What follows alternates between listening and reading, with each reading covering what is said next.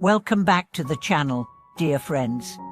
It's so good to see you here again. Today's video addresses something that countless Dharma practitioners, from beginners to seasoned meditators, have wrestled with. How can we truly understand the profound and often complex language found in Buddhist scriptures? If you've ever opened a sutra and felt overwhelmed by the length, structure, or philosophical language, you're not alone. But don't worry. Today, we are going to journey through this challenge together and find a new, inspired way to approach the sacred texts that form the foundation of our spiritual path. Scriptures in Buddhism are not just books or teachings to be studied. They are reflections of awakened minds, living transmissions of truth meant to guide us toward liberation. Whether it's the Diamond Sutra, the Heart Sutra, the Lankavatara Sutra, or the Avatamsaka Sutra, each one is like a portal into an entirely new way of perceiving the world and ourselves. But how do we step through that portal without getting lost in the language? Let's begin with something very important. Buddhist scriptures are not meant to be read like novels or textbooks. They are meant to be contemplated, reflected upon, and lived. Each word, each line, is like a seed that needs time to grow roots within your consciousness. This is why so many great masters say that reading sutras is less about grasping intellectually and more about opening the heart and allowing wisdom to unfold over time. When I first began reading the sutras, I was frustrated. The language felt archaic. The metaphors were confusing. The structure often didn't follow a linear path like I was used to. But then I heard a master say, the sutra doesn't need you to understand it. It needs you to sit with it. That changed everything. I stopped trying to dissect each sentence and started to simply listen, really listen to what the sutra was pointing toward. Over time, its teachings stopped being abstract ideas and started becoming living truths within me.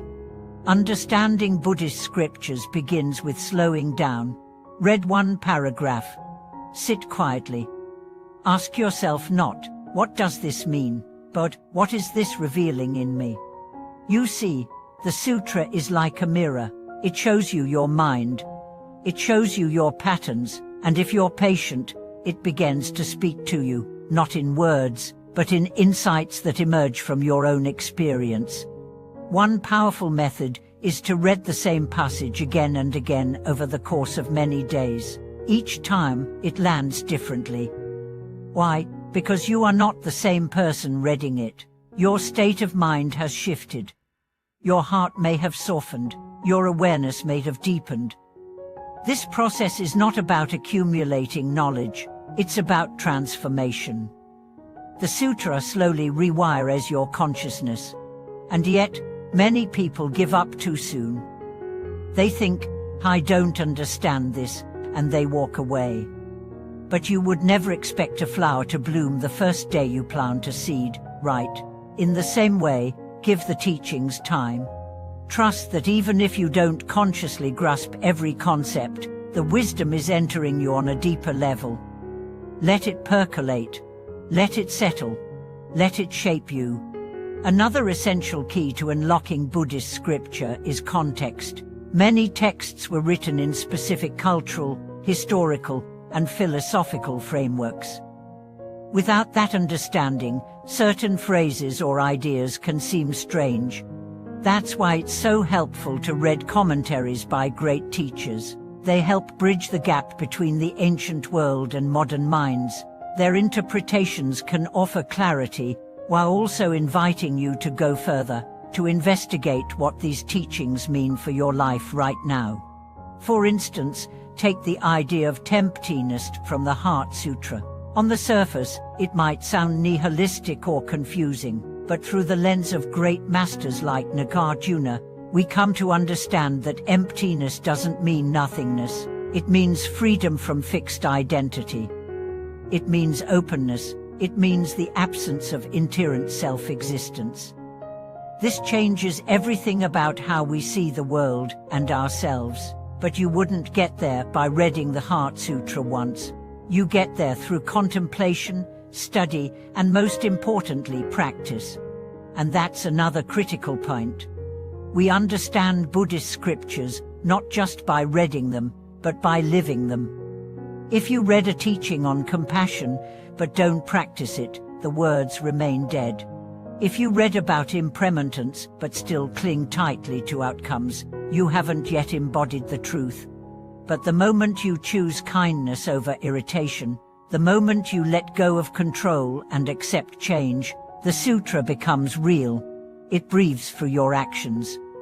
One Zen monk once said, "If the sutra does not change your daily life, then you have not yet read it." That's the standard we should hold ourselves to. Not how much we've memorized, but how deeply the teachings have shaped our choices, our thoughts, our relationships. Let me share a personal story with you. There was a time in my life when I was reading the Lankavatara Sutra every morning. I didn't understand much of it at first, but I committed to reading a few lines each day, just as a devotional act. I noticed that over time, even though I still couldn't explain every passage, I was becoming more patient, more spacious inside. One day, someone asked me if I understood the Lankavatara Sutra. I said, "Not with my mind, but maybe a little bit with my heart." And that's the kind of understanding the sutras are pointing us toward. There's also the power of discussion. Don't tread alone all the time. Gather with friends, with sangha, with fellow seekers. Talk about what you're reading. Share your confusions. Listen to others' insights. The Dharma is relational. Sometimes, a single comment from someone else opens a door you hadn't even seen. The Buddha encouraged dialogue for a reason. Truth deepens when shared. Let's also not underestimate the value of silence. After you read a sutra, take time to sit quietly. Let it echo, let it settle. Often, the mind needs stillness to digest deep truth. Think of it like tea. You steep it, then let it rest before sipping. If you rush, you miss the subtle fragrance. Sutra practice is the same. And sometimes, it helps to begin not with the most complex texts, but with simple, clear teachings like the Dhammapada, the Amittayasutta, or the 8 verses of thought transformation. These texts are direct and practical, and they lay the foundation for deeper exploration. They speak about how to treat others, how to train the mind, how to find peace in the midst of chaos. Start there, then, over time, you will naturally grow into the more intricate teachings. A Tibetan teacher once said, "You don't just read the Dharma, become the Dharma." That's the invitation. To not just understand, but to embody. To let the teachings carve pathways in your mind that led not to more thoughts, but to more freedom. It takes time, it takes devotion, but it's worth it, because these texts are not relics, they are alive, they are maps to the heart. They are keys to the kingdom of awakening. Thank you so much for watching this video.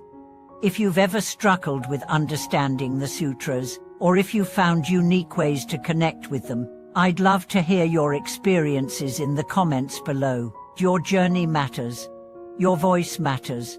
And together, we can inspire each other to keep walking the path of wisdom and love.